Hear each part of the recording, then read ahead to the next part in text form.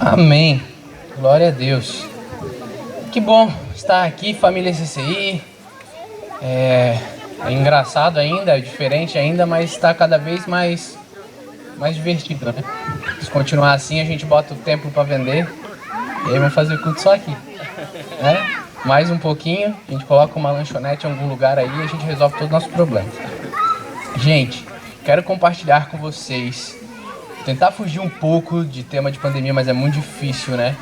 Então eu vou compartilhar uma mensagem rápida sobre precursor. Então eu queria que, se você puder abrir comigo, em Zacarias, capítulo 12, versículo 8. O profeta Zacarias é um dos profetas escatológicos. A gente às vezes acha que quando fala de escatologia, o fim dos tempos, a gente sempre pensa em Apocalipse, em João e tudo mais, ou até Daniel, mas a gente tem outras pessoas também que falam muito disso na Bíblia. Zacarias é um deles. Eu queria ler com vocês, capítulo 12, versículo 8, que diz: Naquele dia o Senhor protegerá os que vivem em Jerusalém. Assim, o mais forte dentre eles será como Davi, e a família de Davi será como um Deus, como o anjo do Senhor que vai adiante deles. Amém? Zacarias aqui está falando dos últimos tempos. E nesses últimos tempos, naquele dia em que o Senhor vir, o menor do reino... Ah, tá muito longe? Tem que falar bababã? Tá. Perdão. Então, o menor do reino dos céus será como Davi. O menor como Davi. Então aqui a gente já começa a fazer uma análise. Porque na hora que o coronavírus aconteceu, a gente achou que o mundo estava acabando, foi meio caótico e tudo mais. Mas aí depois a gente foi se acostumando. E aí existem algumas coisas, queridos, que precisam acontecer para que o fim dos tempos aconteça. Então a gente pode falar de escatologia, existe o próprio anticristo que tem que aparecer essa figura, existe a questão da reconstrução do templo em Israel, existe uma série de detalhes que a gente tem que estar atento. Mas aqui tem uma muito importante, que é: o menor do reino de Deus será como Davi. E a primeira questão que a gente pode trazer para nós é: a gente é como Davi? Quando o coronavírus aconteceu, a gente parecia que ele estragou o rolê. A gente tinha muitos planos para 2020. 2019 tinha sido um ano meio complicado para muita gente. 2020 era um ano de muita expectativa e parece que foi um tapa na cara. E a gente deu conversa com qualquer um, planejava viagens, planejava várias situações e tudo acabou. Tudo não funcionava mais. E aí a gente tem que começar a pensar: será que toda essa frustração que a gente tem, ela se assemelha de alguma forma com Davi?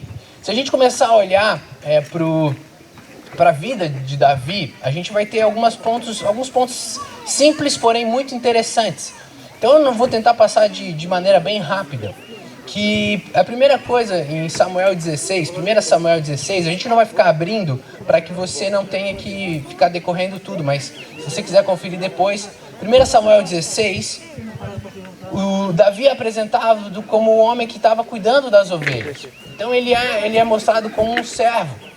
Ele é um cara que sempre estava servindo, e tanto é que depois de Saul fazer várias besteiras, Deus fala: vou ungir um novo rei para Israel. E quando ele vai ungir esse novo rei, o profeta Samuel chega na casa e ele começa a ver todas as pessoas, os irmãos, todos os que estavam lá. E ele diz: não, Deus está falando que não é nenhum desses, não tem mais ninguém, porque é muito estranho, Deus falou para eu vir aqui. E aí o pai dele diz: tem mais um menino aí, o Davi, que ele está lá fora cuidando das ovelhas. Então ele chama lá esse moleque, chama o menininho. Eles chamam Davi e Samuel fala: esse é o rei de Israel. E aí ele é ungido rei.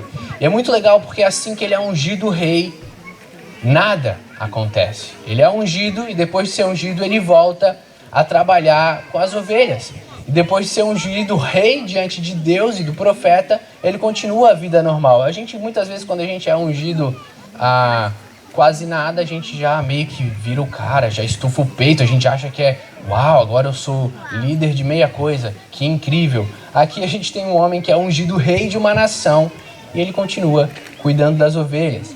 Se você segue o capítulo 16, mais tarde, o próprio rei Saul, que diante de Deus já nem era mais rei, ele estava com problemas porque os espíritos maus eles estavam vindo atormentá-lo, e ele chama Davi, porque Davi, ele tocava muito bem, e quando ele tocava, a presença de Deus vinha e o espírito mau saía. Mesmo ungindo o rei, ele ainda é um homem que serve o outro rei. Servir é um ponto para a vida cristã. Servir, se você não está disposto a servir de alguma maneira, você não serve, né? Como diz a brincadeira. Se você não servir, você não serve. Porque é um dos pontos principais do evangelho. Homens e mulheres que estão dispostos a servir. Por amor, por compreensão do que é importante fazer diante de Deus. E aqui está um homem que ele ia servindo. Aí chegou, se você continua lendo, no capítulo 17 a gente tem o histórico momento em que Davi vê Golias. Davi, ele vai lá levar suprimentos para os seus irmãos que estavam na linha de batalha, e aí ele vê Golias. E bom, você já viu a historinha, não sei, eu nasci na igreja, a gente escuta essa história, uma a cada 3 vezes que a gente escuta uma história era essa, né? A outra era Jonas sendo engolido pelo peixe, e a terceira variava. E essa história é muito clara na nossa cabeça, a gente sempre lembra dela. E aí o que é interessante? Quando Davi chega lá e ele vê aquilo, ele se indigna. Ele diz assim, no capítulo 17, no versículo 26, ele primeiro fala assim, o que o cara que matar esse filisteu vai ganhar? E aí eles dizem, o rei ofereceu um monte de coisa. E aí ele olha para Golias fazendo um monte de zombaria, e aí ele diz, quem é este filisteu incircunciso para desafiar o exército do Deus vivo? Quem é este incircunciso que desafia o exército do Deus vivo? Isso é legal, isso é importante, porque ele não se preocupa com ele mesmo. Quem é esse cara que está me desafiando? Ele não se preocupa com Saul. Quem é este que está desafiando, o exército do grande rei Saul? Não, ele diz, quem é este que está desafiando o exército do Deus vivo? Já pensou, querido, se a gente tivesse essa indignação quando falassem do Deus vivo? Já pensou se a igreja brasileira ela defendesse o evangelho com tanta gana como a gente defende o nosso político favorito? Já pensou se a igreja falasse do evangelho com tanta gana quanto a gente fala de ideologias? Já pensou se a gente pregasse o evangelho com tanta paixão como a gente vai num jogo de futebol? Quando você lê ali Davi indignado, ele se prepara para matar um gigante, e que a coisa que mais faz ele se mexer é um gigante que zoa do Deus vivo. E aí se você ler o 45, 46, ele já estava pronto para ir matar o gigante, e ele diz, tu vem contra mim com espada, lança ou dardos, mas eu vou contra você no nome do Senhor dos Exércitos, o Deus dos exércitos de Israel, a quem você desafiou. Ele não se sente desafiado, ele não é Israel, ele desafia o rei de Israel, o Deus dos exércitos. Ele diz, você desafiou ele. E no 46 ele diz, hoje mesmo o Senhor entregará nas minhas mãos, e eu o matarei, cortarei a sua cabeça. Hoje mesmo darei o cadáver dos exércitos dos filisteus às aves do céu, aos animais selvagens, e toda a terra saberá que há Deus em Israel. Todos os que estão aqui saberão que não é por espada ou por lança que o Senhor concede a vitória, pois a batalha é do Senhor, e Ele entregará todos vocês em nossas mãos. É um nível de indignação que ele diz, agora você vai morrer. E você só vai morrer porque você desafiou o rei dos exércitos. E naquele momento em que ele era o herói de uma nação, ele era o herói que ia entrar para a história, ele não se glorifica em nada. Quando ele é o herói, ele diz aqui, todos vão saber que não é por espada. Todos aqui vão saber que quem concede a vitória é Deus. Por isso eu estou indo só com uma pedrinha, por isso eu estou indo só com uma funda, para que o mundo saiba que existe Deus em Israel. Por que a gente faz o que a gente faz? A gente mal se mexe e a gente tem uma ânsia de glória, uma ânsia de fama, e a gente mal faz alguma coisa e parece que a gente já está fazendo por nós mesmos. E aqui você vê um homem que no momento em que ele era o herói de uma nação, a única coisa que ele consegue fazer é glorificar a Deus. Eu vou ganhar esta guerra para que o mundo saiba que existe Deus em Israel. Já pensou ter essa indignação? Já pensou você, eu vou pregar o evangelho para as pessoas, para que elas saibam que existe um Deus que é real e que transforma vidas. Se você continua lendo mais para frente, esse homem que era tanto exemplo, ele faz uma atrocidade. Em 2 Samuel, no capítulo 12, não sei se você lembra da história, antes, né, Davi, em tempos em que os reis iam para a guerra, Davi fica em casa, e aí ele, no seu templo, e aí ele vê uma mulher se banhando, e aí isso chama ele, e isso atrai ele, e não bastando deitar com ela, ela engravida, e ele manda, de forma terceirizada, matar Urias, matar o marido dela. Ele manda ele para a guerra, na frente de batalha, para ser morto. E ele vai lá e morre, e aí a coisa acontece, tudo bem, tudo meio que resolvido, até que em 2 Samuel, no capítulo 12, o profeta Natan vem. E ele começa a contar uma história boba, uma história de um homem que era rico e tinha muitas ovelhas. E aí esse homem rico com muitas ovelhas, ele tinha um outro homem que era pobre, ele só tinha um cordeirinho. Uma cordeirinha bem pequenininha, que ele amava a cordeirinha, era tudo que aquela família pobre tinha. E aí o homem rico, quando é visitado, em vez de pegar uma das suas ovelhas, ele vai lá e mata a cordeirinha para fazer um alimento. E naquela hora, Davi se indigna de novo. Davi diz: eu juro por Deus que este homem merece a morte. Eu juro pelos céus que este homem não merece viver e que ele vai ter que pagar 4 vezes mais de todo o dano que ele causou. Nesse momento, o profeta Natan olha para ele e diz: este homem é você. Quantas vezes a gente está vendo palavra, quantas vezes a gente está ouvindo ministração, quantas vezes a gente está caminhando e a gente começa a pensar, e a palavra vai vindo do nosso encontro, a gente começa a pensar em alguém, a gente começa a pensar em o quanto essa palavra seria efetiva para alguma pessoa. Mas naquele momento, o Natan fala: essa pessoa é você. E quantas vezes o Espírito Santo, quando a gente está com esses pensamentos, ele vem ao nosso encontro e diz: este homem é você. E quando totalmente confrontado, no versículo 13, Davi não questiona absolutamente nada. Davi simplesmente fala: pequei contra o Senhor. E aí eles começam um processo de arrependimento. Aqui está um homem que fez atrocidades. Você diria: a gente tem que ser como Davi. Talvez ninguém aqui pecou como Davi nesse sentido. Além de adulterar, além de fazer tudo isso, ele é culpado de homicídio. É uma situação extrema e horrível. Mas a grande tristeza é que eu e você, como cristão, a gente não entende a graça. E por isso, quando a gente se compara às vezes com Davi, a gente pensa que a gente não fez o que Davi fez. Mas Davi era um cara que tinha entendido o que era o amor divino, o que era a graça, e que toda a salvação dele não dependia do que ele fazia. Naquele momento, Davi começa a se arrepender. Se você vê o Salmo 51, olha comigo. Se você puder abrir, é um salmo pequeno, mas é muito lindo. Os Salmos 51 é quando isso acontece. Quando isso aqui acontece, quando Davi ele é confrontado pelo profeta, ele escreve um salmo. Capítulo 51 diz: tem misericórdia de mim, ó Deus, por teu amor, por tua grande compaixão. Apaga as minhas transgressões. Leva-me de toda a minha culpa e purifica-me do meu pecado. Pois eu mesmo reconheço as minhas transgressões e o meu pecado sempre me persegue. Contra ti, só contra ti pequei e fiz o que tu reprovas, de modo que justa é a tua sentença e tens razão em condenar-me. Sei que sou pecador desde que nasci, sim, desde que concebeu a minha mãe. Sei que desejas a verdade no íntimo e no coração me ensinas a sabedoria. Purifica-me com isopo e ficarei puro. Lava-me com mais branco do que a neve, lava-me e mais branco do que a neve serei. Faz-me ouvir de novo júbilo e alegria, e os ossos que esmagasses exultarão.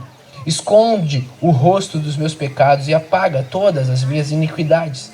Cria em mim, ó Deus, um coração puro e renova dentro de mim um espírito inabalável. Não me expulses da tua presença, nem tires de mim o teu Santo Espírito.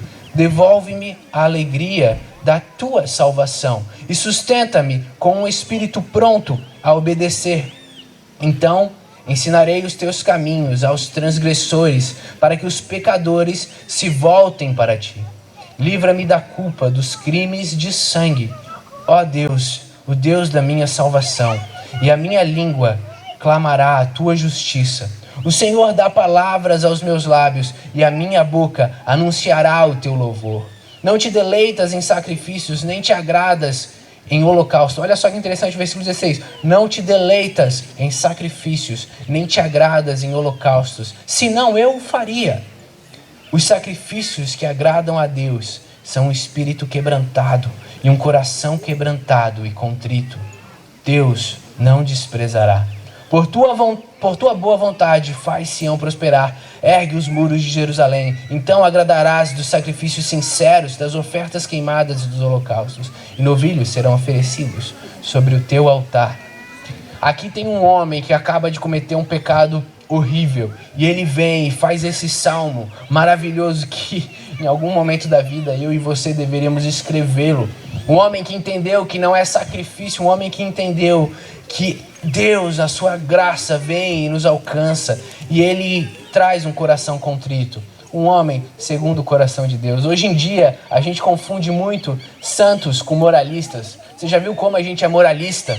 Você já viu como a gente finge ser cristão através de uma moral que nada mais é que uma tradição nossa? Se tu comparará, a diferença é que santos, eles se submetem realmente à Escritura. Santos moldam a sua vida pelo que é verdade, enquanto moralistas, eles procuram impressionar a Deus, praticando tolices que nós homens mesmo criamos. A gente quer impressionar a Deus baseado em tradição religiosa e não no que é real. O santo, ele sabe que a gente entra no reino do céu pelo sacrifício de um homem que foi espancado e que ele foi morto no meu e no seu lugar. O moralista, ele entende que para chegar lá, ele precisa ter uma performance que Deus aceite, totalmente baseada no seu desempenho. A gente, como cristão, a gente tem que ser menos moralista. E a gente tem que ser mais santo, mais cristão. O moralista, ele é justiceiro.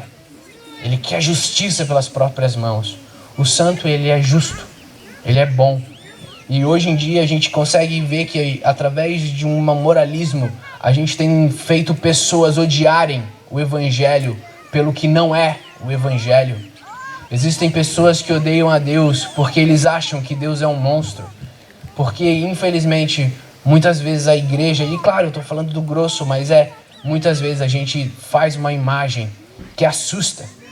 Uma imagem que faz pessoas falarem: esse é Deus de vocês, esse Deus eu não quero. Está na hora de a gente começar a entender o que Cristo fez naquela cruz de forma tão real, que eu pregue essa graça com amor, com quebrantamento, dizendo: eu tinha que ir para o inferno, mas porque um homem foi espancado no meu lugar, eu não vou. E eu quero que você também não vá entendendo isso. É menos moralismo e mais compreensão do que é a Escritura. E Davi, séculos antes de Cristo, já estava entendendo isso. E você tem que entender que no dia que Cristo voltar, o menor de nós será como Davi. Quão longe eu e você estamos de Davi? A gente às vezes vê o coronavírus e acha que o mundo vai acabar. Enquanto nós não formos como Davi, Cristo não volta. E por isso, dia e noite, a gente tem que começar a se moldar para isso, para que seja real, para que seja algo que queime. No Salmo 27, versículo 4, Davi diz: uma coisa eu peço ao Senhor, uma coisa, que eu possa habitar em seu templo todos os dias da minha vida para contemplar a sua bondade e buscar a sua orientação. Uma coisa. Quando o coronavírus acontece, a gente fica triste porque a nossa viagem não vai mais acontecer. Quando o coronavírus acontece, a gente fica triste porque os nossos negócios quebram, porque o dinheiro que a gente estava planejando a gente não consegue mais. Mas Davi só queria uma coisa. Ele só queria habitar na presença de Deus. Uma coisa, e isso tem que clamar em nosso coração. Uma coisa. Se você olhar o mundo, a história do universo, ela se resume em uma palavra. é Emanuel, Deus conosco.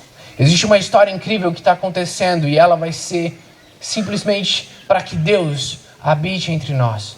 E você começa a ler a Bíblia e você vê que Cristo, ele começa a encarnar isso aqui. E quando ele vai para os céus, ele diz, eu vou voltar. Se você ler comigo, Apocalipse 21. A gente terminou com os jovens essa semana o livro de Apocalipse. Para os jovens que leram, né? Para os jovens que estavam lá. E é maravilhoso como todo esse livro termina. Não é só uma coletânea de livros, é toda uma história que se culmina aqui. E se você ler comigo essa mensagem, eu vou ler uma parte do 21, porque essa é a mensagem para mim e para você. Apóstolo João, na ilha de Patmos, viu e escreveu: então vi novos céus e nova terra, pois o primeiro céu e a primeira terra tinham passado. O mar já não existia. Vi a cidade santa, a nova Jerusalém que descia dos céus, da parte de Deus, preparada como uma noiva adornada para o seu marido. Ouvi uma voz, uma forte voz que vinha do trono e dizia: agora o tabernáculo de Deus está com os homens, com os quais ele viverá. Eles serão o seu povo, e o próprio Deus estará com eles e será o seu Deus. Ele enxugará dos seus olhos, ele enxugará dos seus olhos toda lágrima. Não haverá mais morte, nem tristeza, nem choro, nem dor, pois a antiga ordem já passou.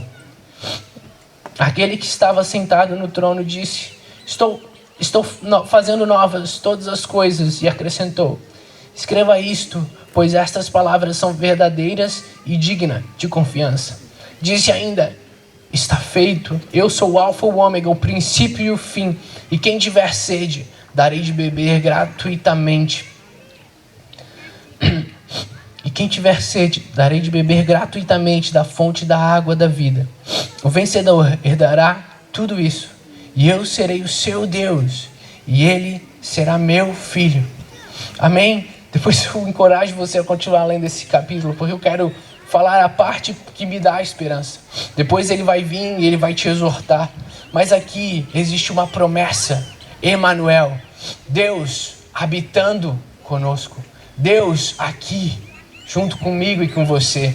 E isso é maravilhoso porque não é Deus acima, não é Deus lá embaixo, é Deus conosco.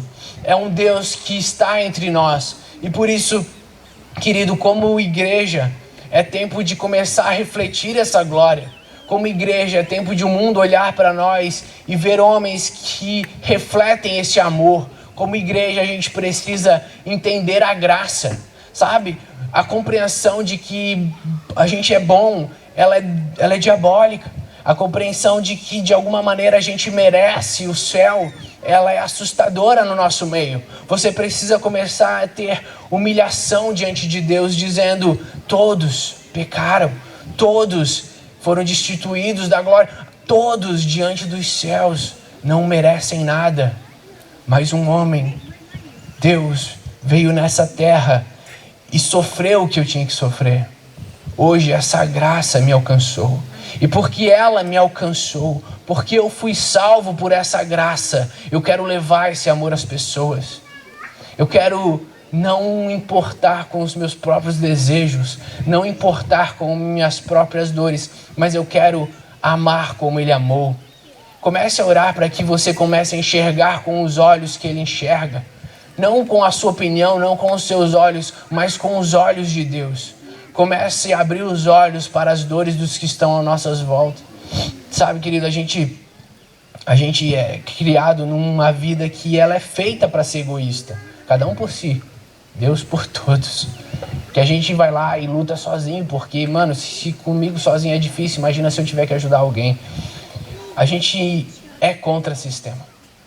O evangelho é contra o sistema. O evangelho, ele não é divertido, ele não é bacana. Ele é maravilhoso viver com Cristo, mas para quem olha de fora, ele é loucura. E coube a Deus usar as coisas loucas para confundir as sábias. Coube a Deus fazer com que o menor seja o maior. Coube a Deus criar um povo a sua imagem, criar um povo que começa a viver o que Cristo viveu. Se Cristo veio aqui e morreu para que o perdido fosse alcançado, eu quero morrer para que o perdido seja alcançado. Se Cristo veio aqui e entregou sua vida para mostrar o que é amor, eu quero entregar a minha vida para mostrar o que é amor. Comece a compreender a graça que você já vive, a compreensão do que você já tem, e diz: Deus, obrigado por já entender que tu és bom. Mas não ouse não levar isso para as pessoas. E eu oro para que nós, sabe, que a gente toda vez que ministra, a gente ministra para nós mesmos. Eu oro para que nós possamos virar filhos maduros. Filhos que não ficam correndo para o pai para pedir a mesada.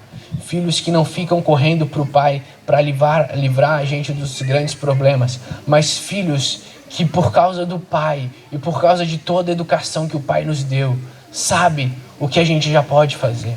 Filhos que por causa que tudo o que o pai fez, já sabem andar com as próprias pernas, já sabem caminhar na verdade que nos foi ensinada. Eu oro para que a gente vire homens como Davi. Homens que quando Cristo vir a esta terra, ele vai olhar e dizer: o menor do reino é como Davi. Que a gente possa ser esses homens. Eu queria que você orasse comigo. Onde você está, no seu carro, na sua cadeira. Eu queria que você colocasse o coração diante de Deus, para que a gente começasse a ser o mais sincero. É maravilhoso os Salmos 51, quando ele diz: tu procura homens reais com o coração quebrantado, e naquele dia, quando tudo isso acontecer, então ele aceitará os nossos sacrifícios sinceros, os nossos sacrifícios que são reais. Então eu queria que você orasse comigo. Senhor Deus e Pai, obrigado, Deus, por esse lugar maravilhoso. Obrigado, Deus, porque mesmo no meio de tudo isso, a gente pode estar aqui louvando, te adorando. Mesmo diante de todas essas coisas, a gente não consegue se sentir livre para te amar mais e mais. Obrigado, Deus, porque mesmo diante de todas essas coisas e de todas as crises que nossos corações têm, existe uma compreensão real de que tu és bom e de que tu estás no controle, Deus, e que tu cuida dos seus. Obrigado, Deus, porque mesmo diante de um mundo em caos, tu nos promete uma paz que excede o conhecimento. E nós queremos descansar nessa paz. Queremos descansar, Deus, sabendo que tu estás aqui, no meio de nós. Eu oro, papai, como a sua Bíblia clama, Deus, como o profeta Zacarias diz: naqueles dias, Pai, naquele maravilhoso dia, o menor será como o rei Davi. Faz de nós, Pai, como o rei Davi. Faz de nós homens que anseiam por uma coisa e nada mais. Faz de nós homens que estão dispostos a gastar a vida para ti, Deus. Dispostos a gastar a vida, Deus, para compartilhar do teu amor. Faz de nós, Deus, homens que não são egoístas, que não estão presos nos seus próprios desejos, mas homens e mulheres, Deus, apaixonados por ti. Que o Brasil possa olhar para uma igreja que reflita a sua glória. Que o Brasil possa olhar para homens, Deus, que vão levar esta paz. Que o Brasil possa olhar para homens, Deus, que vão ser contra a cultura e que vão, Deus, mostrar o que é o reino. Que vão mostrar: olha, está vindo um rei e ele vai reinar e todo joelho vai se dobrar naquele dia. E existe uma promessa que todo aquele que se dobrar diante dele antes reinará com ele. E que a gente possa mostrar para o Brasil como é estar diante de ti. Que a gente possa mostrar para o Brasil que nós teremos aflições, mas nós temos alegria, porque Cristo venceu o mundo.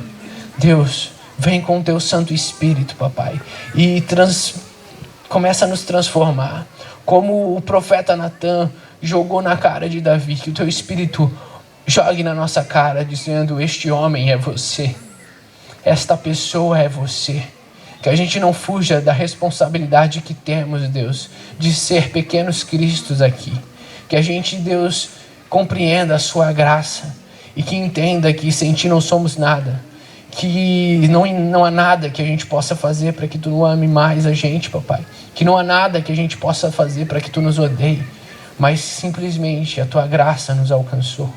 E que com essa graça nos alcançando, papai, a partir deste lugar de salvação que tu nos coloca, a gente comece a se moldar ao seu santo Filho. Que a gente se molde cada dia mais à pessoa de Cristo. E que quando o Brasil olhar, vejam homens que transmitem esse amor que um dia aquele nazareno que caminhou entre nós transmitiu. Deus, não nos deixe, papai, ser moralistas, mas nos faz santos, justificados pelo seu sangue. É o que oramos em nome de Jesus. Amém.